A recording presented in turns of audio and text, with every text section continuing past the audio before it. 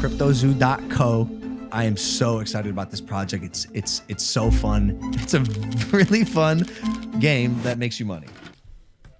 Logan Paul is getting cancelled once again after he was exposed of a crypto scam named CryptoZoo. Where people buy zoo coins so they can purchase eggs and hatch the eggs and receive money from them.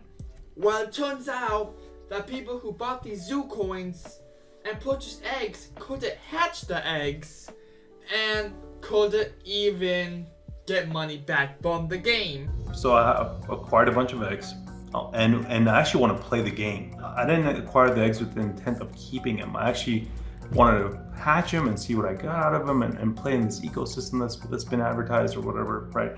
And then I can't do anything. It's not showing up on the website when I connect my wallet, etc., etc.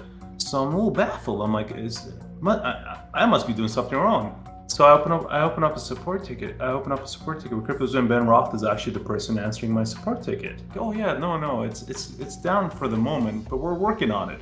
Let me tell you, it's never been up.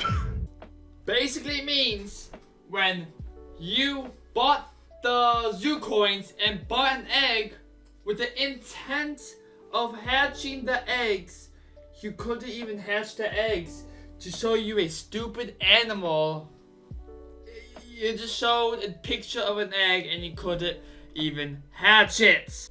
Now the documentary, the 3-part documentary on the crypto scams of Logan Paul will be in the description. The 3 parts will be in the description. Now in this video, Logan Paul actually replied to the allegations of the crypto scam. And this video we are gonna react to his response debunking the claims of the crypto scam. Coffeezilla. I watched her 3-part series called Investigating Logan Paul's Biggest Scam, and like many on this platform, you have successfully used my name for views and money. While your work used to be impartial, your addiction to clicks has clouded your judgment and you've made very real errors with very real repercussions. Coffee, you took a shot at my reputation, so in this video today I'm going to be defending myself with facts, something that you have gotten in the habit of twisting as you continue to morph from an investigator to a gossip channel. You see, Coffeezilla tried to work with law enforcement in the past, but his work was described as not anchored to truth and often speculative. He is a lopsided journalist That face though. with an agenda, and he's nothing more than the Keemstar of crypto and finance. But as opposed to just telling you, I'm going to show you some of the core discrepancies that I caught in Coffeezilla's investigation. Coffee, you interviewed the developer who stole the game code.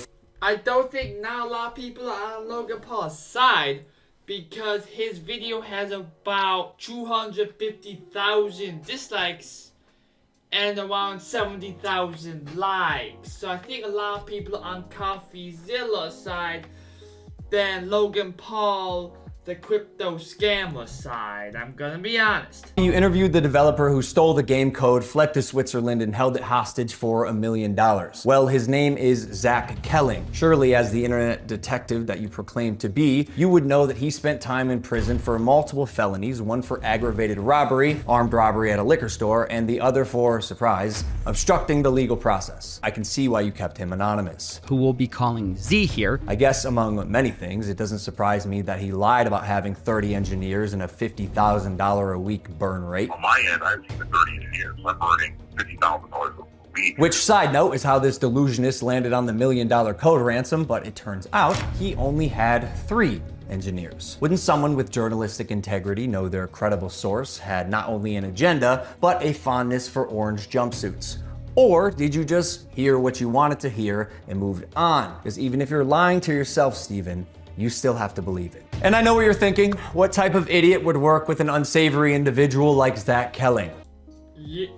Why, if you knew that this developer you hired was a felony for robbing a liquor store and for, stealing and like doing some stuff in the legal process, and you still hired him to be a developer, I think it's mainly your fault. Like, if I knew that the person that I hired had that much felonies on his record, I think I'll be looking for another candidate that I could trust, that won't steal from me or flee to Switzerland for a ransom of $1 million of my code.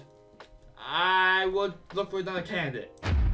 I guess that's what I get for trusting the team that I relied on to vet and manage Eddie's hiring process, who has turned out to be a professional con man that I have since learned fooled billionaires, the Mormon Church, the owner of the New York Yankees, and now me. And surely you knew Emilio, the gentleman who supposedly let his child invest in a cryptocurrency, was allegedly responsible for 2 rug pulls before you interviewed him. So either you missed that or you knew it and failed to let the public know. Why? Because it was a clear sign that he was also untrustworthy. You seemed pretty excited when the guy told you that he couldn't hatch the eggs. Wait, you can't even hatch? No, I'm telling you, it's just a picture. You're kidding! You can't hatch? You're kidding. You can't hatch? You can't hatch? Yeah, 1 second of research would prove that to be false, as you can definitely hatch eggs and even breed your animals. Click on that. Oh, we got a duck. And as you pointed out in your fine print, cross-hatching was available on ETH at one point, but you perpetuated the opposite as truth with your chest out. Basically, nothing worked. And by the way, I mean, that point, Logan Paul does have a point. 1 second of research that I did not do, but 1 second of research will show that you could hatch eggs, which, I mean, yeah, you might be able to hatch eggs and do that feature, but it still doesn't defend the fact that you scammed millions of people out of thousands of dollars. Yeah, the app might work, but did the people who did invest expected money to come out of it get the said money that they were waiting for? That's something you have to keep in count.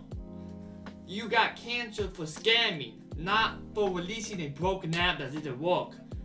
You scammed thousands of people. a guy, almost all NFTs are just pictures. I'm telling you, it's just a picture. And surely a real internet detective would not break criminal and civil laws in trying to get information, right? So why have you allowed the illegal recording of Jeff's phone call without his permission? And then more like an internet criminal, post it online. And it was interesting. It was like, this is wild. Now, although you didn't verify any backgrounds, substantiate any evidence, took multiple criminals' words as truth, and broke laws, you still published the defamation. However, unlike you, the blockchain doesn't lie. So let's highlight some things that you did point out. Crypto King Jake stole $6 million.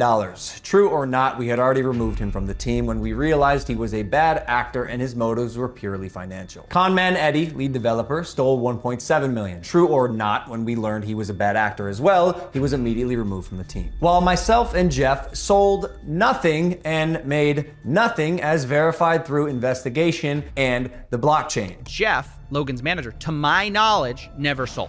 Neither did Logan Paul. I repeat, Jeff and I made no money and will never make any money on CryptoZoo. In fact, we only lost money trying to pick up the pieces. As has been the case with dozens of crypto and NFT projects, the space is unfortunately ripe for bad actors to infiltrate projects that start with even the best intentions. Jake the Snake is no longer affiliated with CryptoZoo, and we hope the money he reappropriated was worth ruining his reputation. Conman Eddie is being investigated by a higher authority that I cannot speak on. As you can imagine, I was not cleared from legal to discuss much of this, including the legal process being undertaken and the criminal investigations going on during the fallout, but I do appreciate you calling out That face again. that rats under my nose stole the game code, millions of dollars, and left Jeff and I abandoned with no team and knives in our back. He failed to mention or talk about how the developers that was hired to work on this game didn't get paid.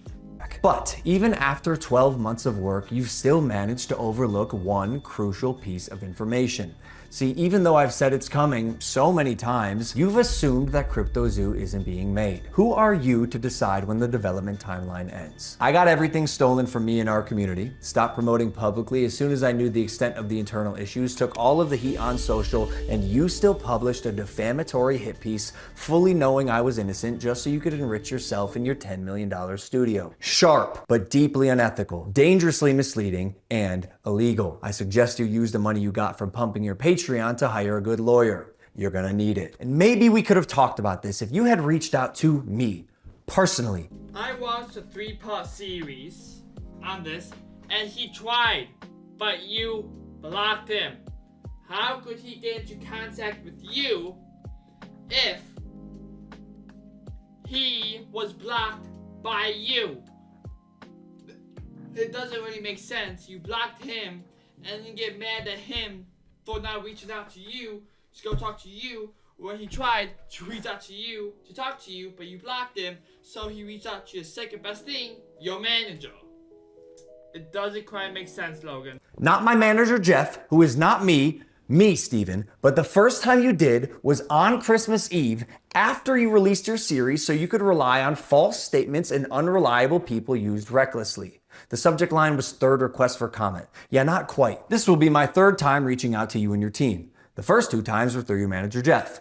The first 2 times were through your manager, Jeff. Okay, so the last time on Christmas Eve, after the fact, was to me. You have a funny way of twisting things. And I also noticed you left out that part on Twitter. Why hide that? Trust me, CryptoZoo is coming. I will make damn sure of it. And honestly, it sucks that after years of personal reform, going through trials and tribulations, and busting my ass to evolve into a person that I can say I'm actually proud of, you led the charge to drive and monetize a narrative telling millions of people that I'm a fraud or I tried to scam my audience. That is patently false. This video is mainly for my fans and anyone who's on the fence that I hope I can help understand a situation that is tremendously complex but has been oversimplified for both views and clicks. And lastly, Coffeezilla. I now know your motives with this. Clout and money, good for you, but also you're slimy as f. So I'm not gonna come on any of your podcasts. If you wanna come on Impulsive and talk about this, that's fine. You've denied my invitation multiple times. You're still invited. It can be a one-on-one. If not, we're gonna handle this ourselves while we continue to build CryptoZoo, and I'll see you in court.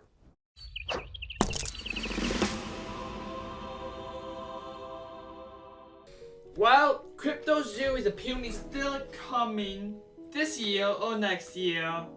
Well, I really like Logan Paul. I was kind of hurt that he was cancelled again for scamming. I thought he got into a better person.